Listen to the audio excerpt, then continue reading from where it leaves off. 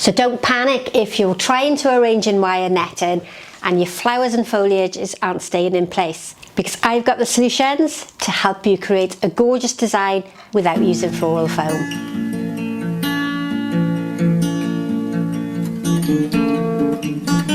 Welcome back to another video. Now in hindsight, I probably should have chosen a more creamier colour flower for this arrangement today, but I ordered white because I'd imagined in my head that this container was white and gold rather than a cream and gold. So my colour combination is maybe not perfect, but I'm going to go with it anyway. Today's arrangement is going to be using wire netting, and I know from the comments and questions that I get that lots of you really struggle with wire netting. So I'm going to go through a bit of a step-by-step process. Wire netting, or chicken wire as it's often referred to, is used a great deal now in floral design instead of using a block of floral foam, which is a single-use plastic and needs to go into landfill. So we're now investing in chicken wire, just like we did many years ago, and using it instead of the floral foam. What lots of people don't realise is that you can't put the wire netting in a flat single layer like this. You need to have several layers for it to be able to hold your flowers into place. If you're trying to arrange in a single layer, your flowers are just going to flop around and there's not going to be any support for them in your arrangement. So you need to have enough chicken wire to make at least 3 layers. This is probably a little too big for today's arrangement, so I'm just going to remove a section off the side. It's a little bit of a fine line between having too much of the wire netting squashed together so that you can't get your stems into the holes, and having not enough wire netting that it doesn't support your flowers. And my little tip for today's arrangement would be that if you've got heavy stems, thick woody stems, garden foliage, big dahlias, big chrysanthemum blooms, then your wire netting needs to have bigger holes in it to support the stems. If you're arranging with garden flowers, delicate things like scabious, bluebells, cosmos, and all those lightweight flowers that we have in the summer, then you need to have wire netting that's got a slightly smaller hole in it, because the stems of those lovely garden flowers are much thinner and more fragile. But what I'm going to do is make sure that this wire netting is pushed below the level of my container. We can arrange with it above the level of the container, but for today's shape I want to keep it low down. So I've tried to ensure that the holes within my chicken wire are big enough to hold the heavier stems that I've got, but I've also got some smaller gaps so that when I push the thin stem flowers in, like the Cichlia, they're not going to move around and slide about. Always add water with flower food and ensure that the wire netting has been cleaned thoroughly to remove any bacteria from your previous arrangements. I quite often put this through the dishwasher, and the benefit of having the plastic coated one means that it's not going to rust. Try and avoid the copper mesh that's made by Oasis, because that's designed for structures rather than supporting your flowers, because it tends to rust in the water. Now, before I attempt to put any particular shape into this arrangement, I'm going to cover my mechanics. So I'm going to cover the wire netting with a layer of greenery. In this case, it's going to be very traditional ivy. I'm looking at doing festive arrangements, wintry designs at the moment, and I think that the traditional ivy is seen so much in winter and Christmassy designs. I'm going to let it sit wherever it naturally falls, and I'm not going to overthink the shape at this point. Try not to think about those very traditional shapes like triangles and round shapes. Let the flowers speak for themselves, and let the foliage rest where it wants to go. By adding a compacted selection of greenery at the base, and you can mix it if you prefer, you don't have to have the same as me, it will help support the flowers as I add in my taller pieces and I create a little bit of an outline shape. I always think that if you're new to using chicken wire, don't think about the shape that you're trying to achieve. Just go with the flow that the flowers instinctively want to do. And I've got this lovely curved piece of ivy, the berried ivy, and because I've got the chicken wire tight enough and I've got almost that cushioned effect with the greenery, it's holding that really well in position. That's telling me that it wants to go in a curve, because that's the shape of it. I could have gone down if I preferred and created more of a downward movement, but it's quite happy sitting in that position, and I'm going to leave it there. And you can see that as I put the greenery in, as I put this lovely buried ivy in, it's not spinning, it's not rotating, and it's not falling into a position that it doesn't want to go. If you don't have greenery like this, think about using a heavyweight hydrangea at the bottom. Some gyp will hold it into position, but ideally something dispersed in amongst that wire netting is really going to help you in the long run and stop everything spinning around. Now, to contrast alongside my greenery and to pick up on the gold edge of my container, I've got some beautiful dyed eucalyptus. This is the Populus eucalyptus, and this is coming from my florist supplies. Again, if I think about this nice shape here, it's got a beautiful curve to it. I could use that downwards. For this arrangement, I'm going to use it coming upwards to echo the shape of that ivy there at the back.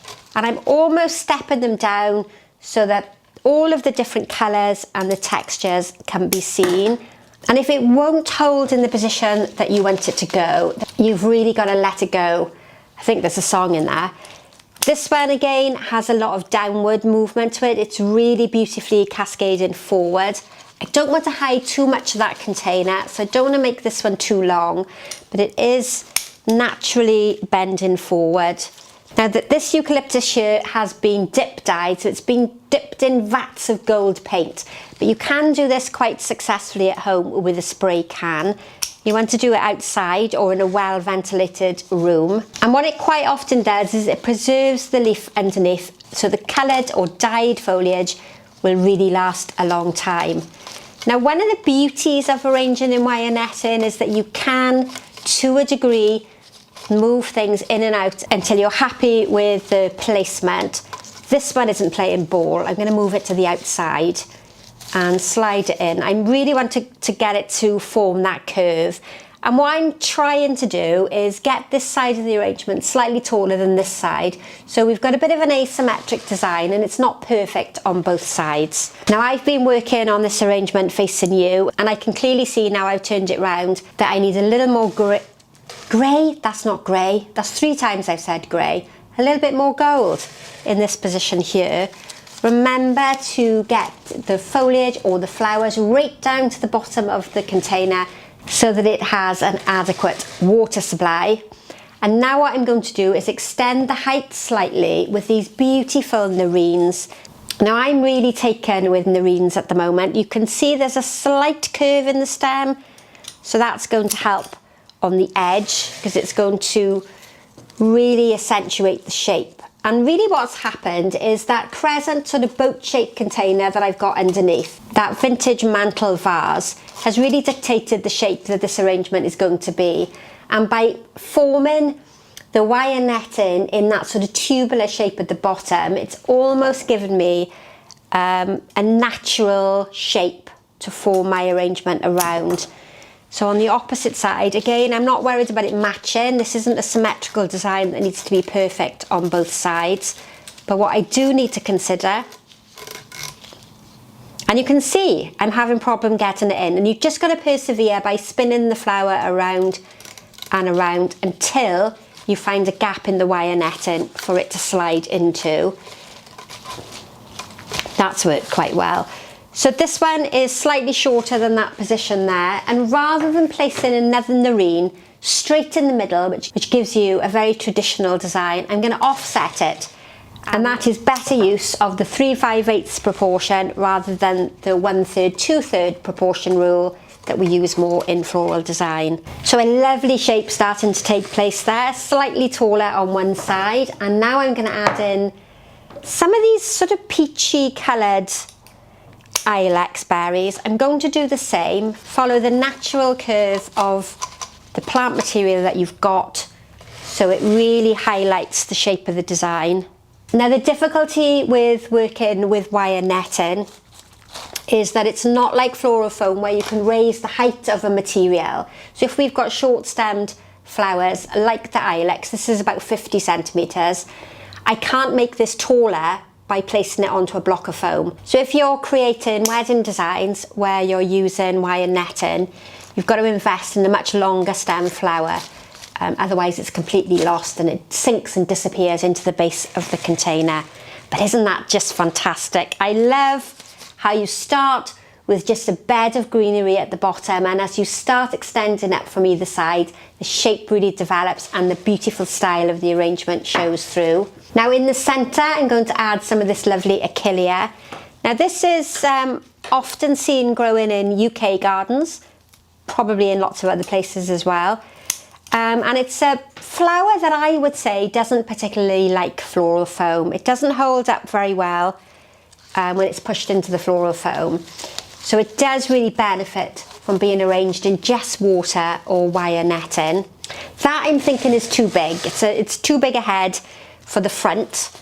So what I'm going to do is just cut off a few of the side pieces, and I can use the shorter pieces at the back just to add a little bit of colour and texture and to also bring some actual weight. Now that's another important factor in this design, is that if I keep adding flowers to the front, which is what I'm doing now, then eventually the whole arrangement is going to tip forward and fall out of the container.